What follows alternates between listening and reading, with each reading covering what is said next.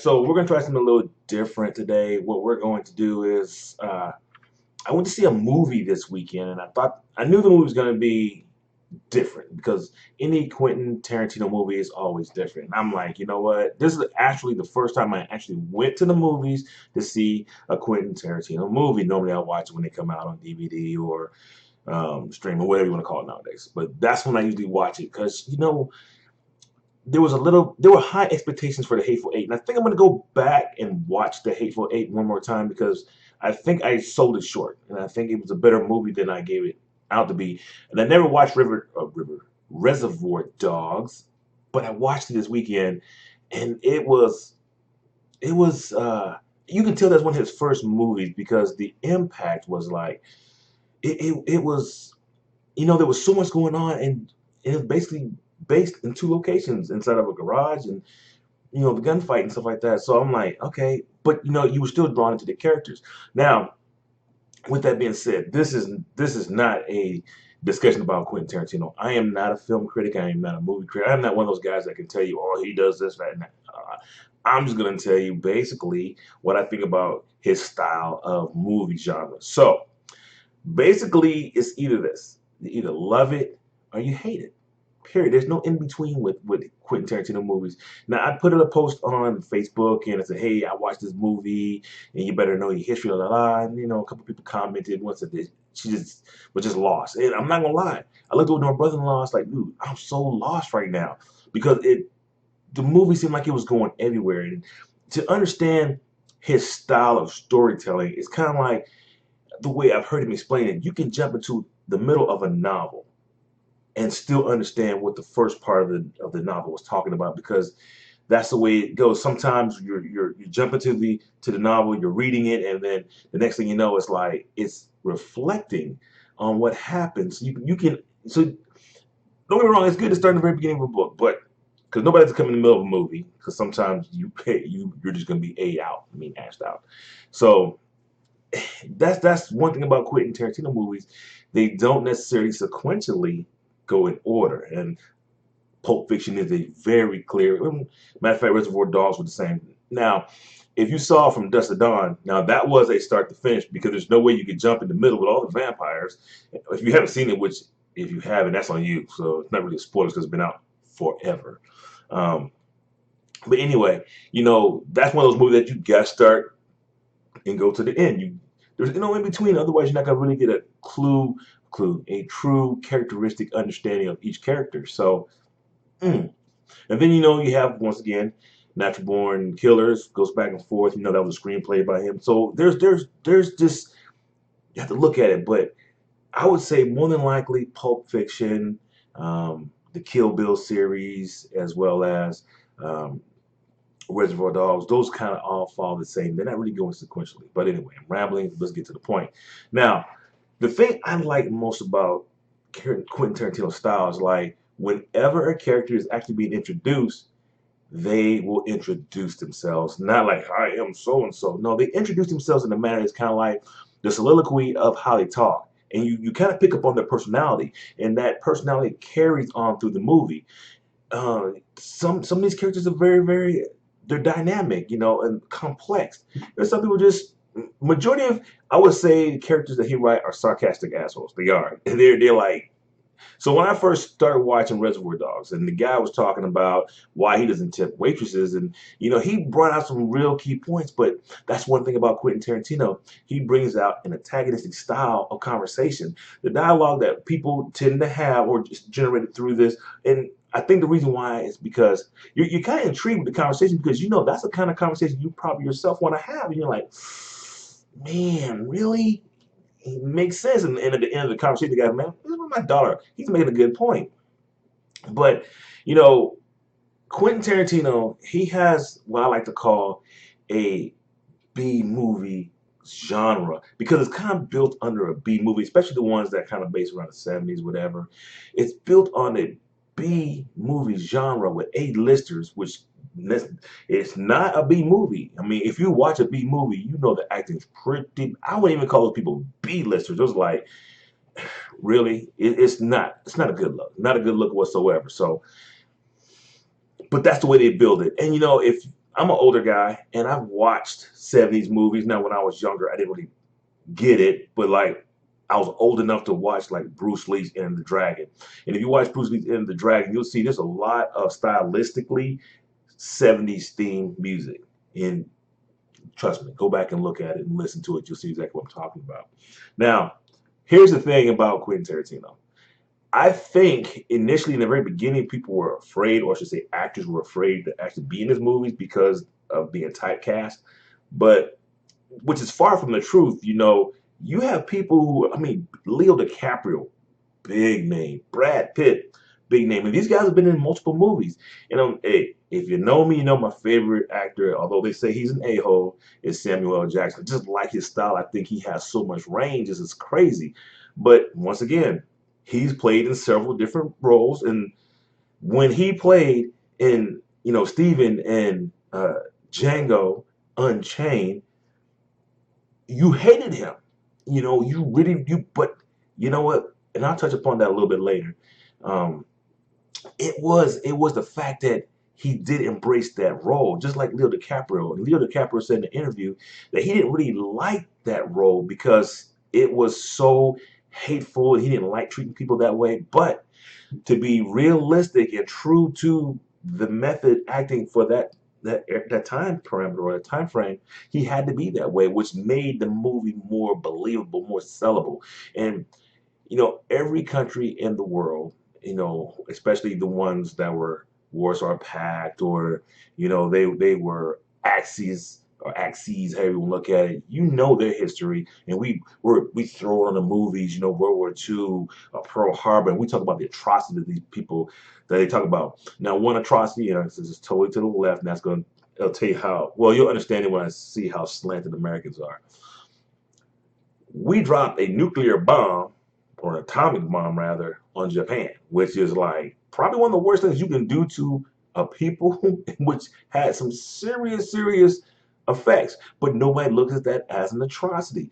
Our justification is because of Pearl Harbor, or that's just my opinion. I'm not going to say that's our justification, but that's how we lead to it.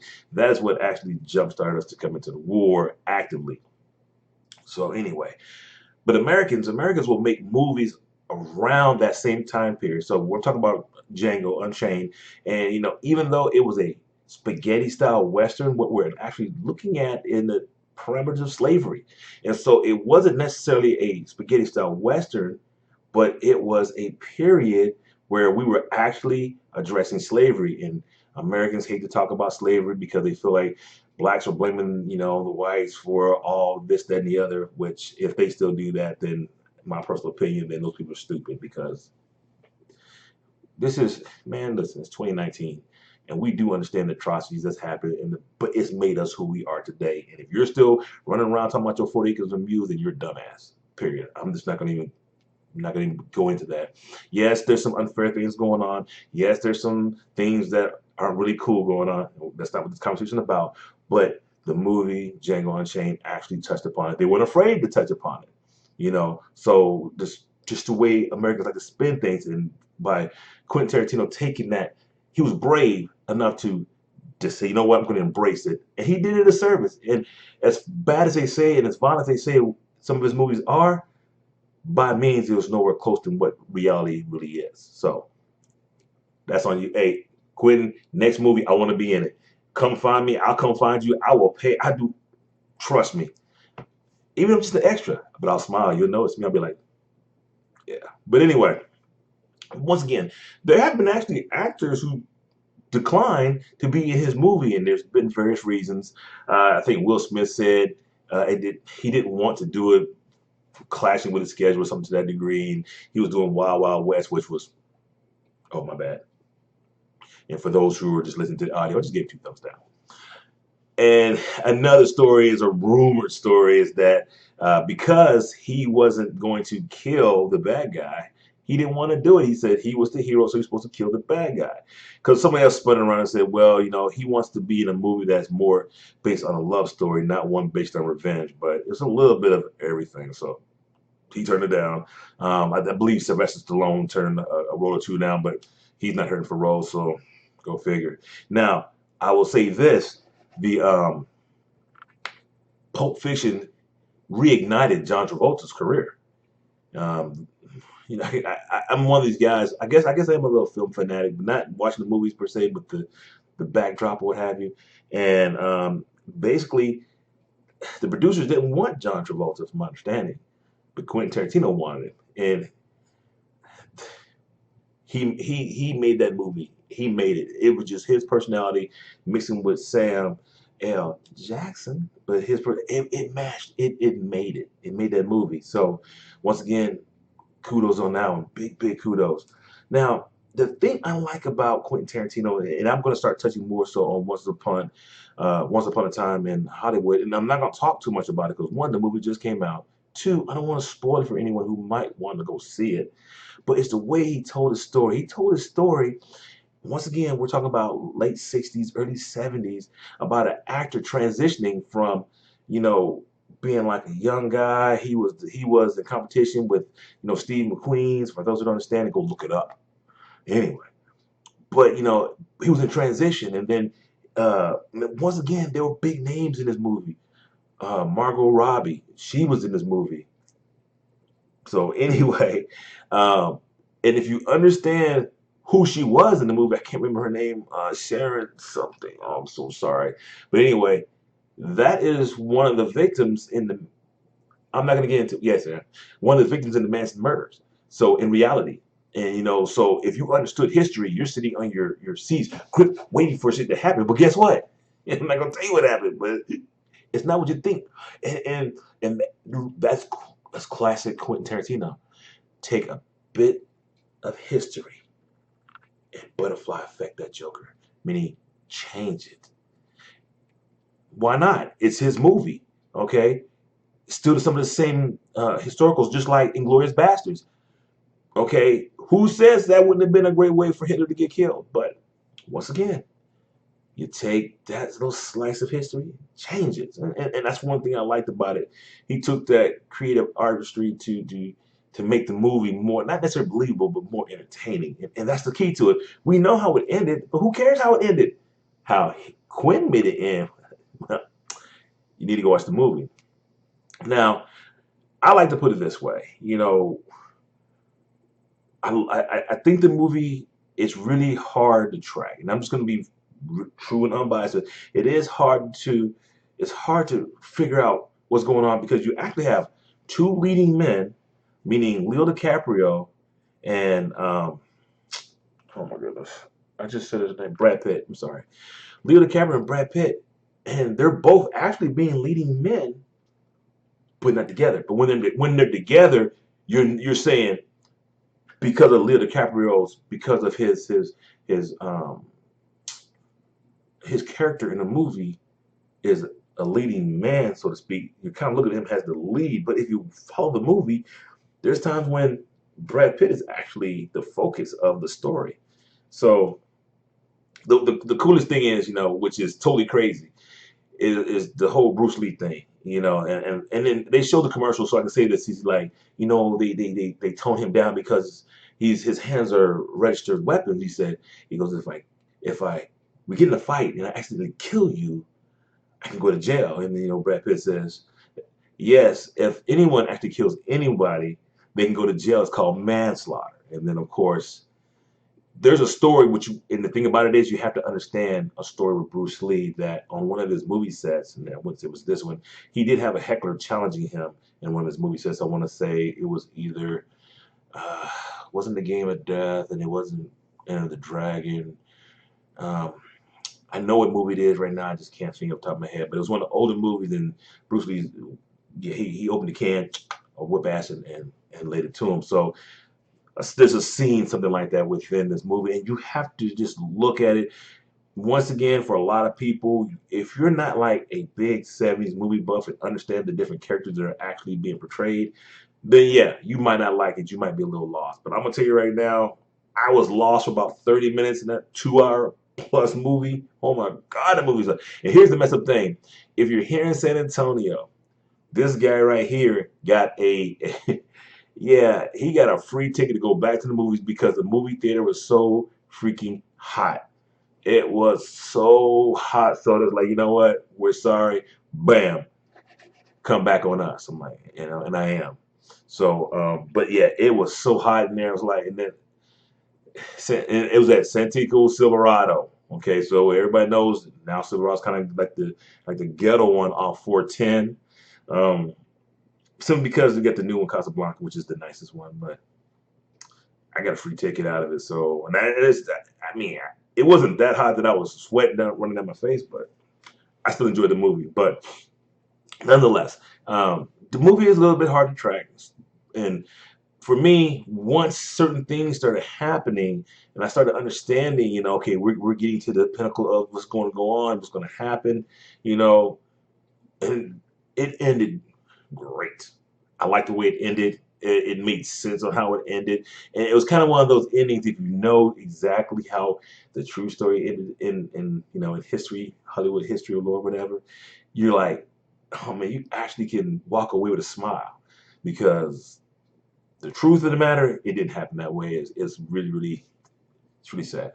But Quentin Tarantino, like I said, he took that artistic way and flipped it. But nonetheless, like I said, just gonna come out, do something different than what I normally do, and I'm definitely want to keep my content coming out. So this is a movie review. I mean, I watch movies. That's what I do. And matter of fact, I was watching again Pulp Fiction because I didn't watch the whole movie. I just watched the parts that I like. Because I'm not gonna lie, there are some parts of the movie I just simply don't like because they're boring and don't really make sense. That's part of Quentin Tarantino. There are certain parts of his stories that are generally boring and don't make sense, and that's how people get lost. But for the most part, if I had to go ahead and give it like stars or bars or Rotten Tomatoes or whatever, out of five, I'd probably give it about 3.5. Yeah, I give it about 3.5 because the other point 0.5 I was lost. So it's kind of crazy, and like I said, you have to look at a Quentin Tarantino movie for what it is. It's very entertaining. He takes a lot of liberties, and he goes with it. But other than that, hey, keeping the content fresh, keeping it coming to you. And once again, the podcast is really based on what's happening and what's hit. And right now, this is probably one of the better things to talk about because a lot of things has happened in the last week that personally it's been a pretty rough week for Brian. It's been a real rough week. And going to the movies was like a highlight. Then getting that rain check for that free movie. I liked it. But anyway, we'll be coming up with more content coming up this week. And other than that, I want to thank y'all for being patient. Sorry I wasn't live, but it's Sunday. I'll be getting this out to y'all. And if you haven't seen the movie yet, go see it. It's about 2 hours. I wouldn't go to Santico Silverado 16 if you're in San Antonio. Don't go there. No, just go ahead and go to Casablanca. You might not get your preferred seat. That's the only reason I went there because I'm kind of quirky. I have to sit in the middle. And it drove me crazy the entire time because I had to move over slightly to the right. So I wasn't exactly in the middle. I was kind of off a little bit. And I'm weird. But it is what it is. But other than that, I want to thank y'all for watching. If you haven't, subscribe. Hit that notification bell. That way when I be popping these out, you'll be getting them. And for those who just can't watch it, you want to listen to it, Spotify, Podbean, and everybody has iTunes. All you got to do is look up Psychologics. That's SYKALOGICS. Other than that, this is Brian Matthews, and we're out.